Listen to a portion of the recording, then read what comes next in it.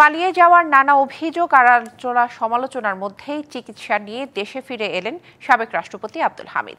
গেল রাতে থাইল্যান্ড থেকে দেশে ফেরেন তিনি। আর স্বরাষ্ট্র উপদেষ্টা জানিয়েছেন তার বিরুদ্ধে কোনো পরোয়ানা না থাকায় গ্রেপ্তার করা হয়নি। আর এই আলোচনার ফাঁকেই গেল রাতে দেশ ছেড়েছেন সাবেক প্রধানমন্ত্রী শেখ হাসিনার চাচা শেখ কবির হোসেন। ৭ মে রাতে হজরত শাহজালাল আন্তর্জাতিক বিমানবন্দর দিয়ে দেশ ছাড়েন আওয়ামী লীগ আমলের দুইবারের রাষ্ট্রপতি আব্দুল হামিদ।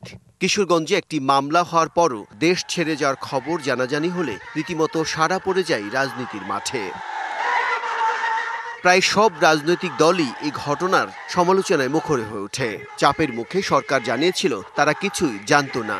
আর সেই ঘটনার রেশ ধরেই এনসিপির আন্দোলনের মুখে আওয়ামী লীগের সব কার্যক্রম নিষিদ্ধ করা হয়। পরবর্তীতে দলটির নিবন্ধনও স্থগিত হয়ে যায়। বিশ্বমানের থার্মিক্স রড, সালাম স্টিল থার্মিক্স, দেশের একমাত্র থার্মিক্স রড।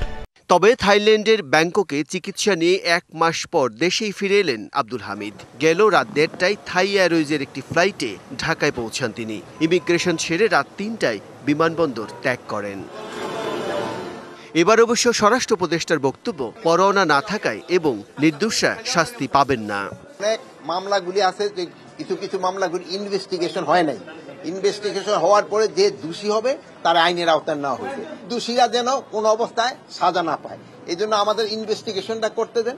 যদি ইনভেস্টিগেশন করার পর যেই দোষী হোক না কেন, কাউরে আইনের বাইরে থাকা হবে না, তারা আমরা অবশ্যই আইনের আওতায় নিয়ে যাব।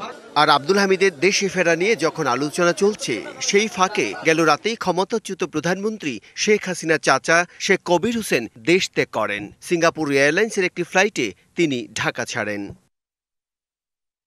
শেখ কবিরের বিরুদ্ধে অর্থ পাচার, ক্ষমতার অপব্যবহার সহ নানা অভিযোগ রয়েছে। বাংলাদেশ ইন্স্যুরেন্স অ্যাসোসিয়েশনের সভাপতি এবং বিভিন্ন প্রতিষ্ঠান ও সংগঠনের শীর্ষ পদে ছিলেন তিনি। Bijan Kumar Das, DBC news, Dhaka.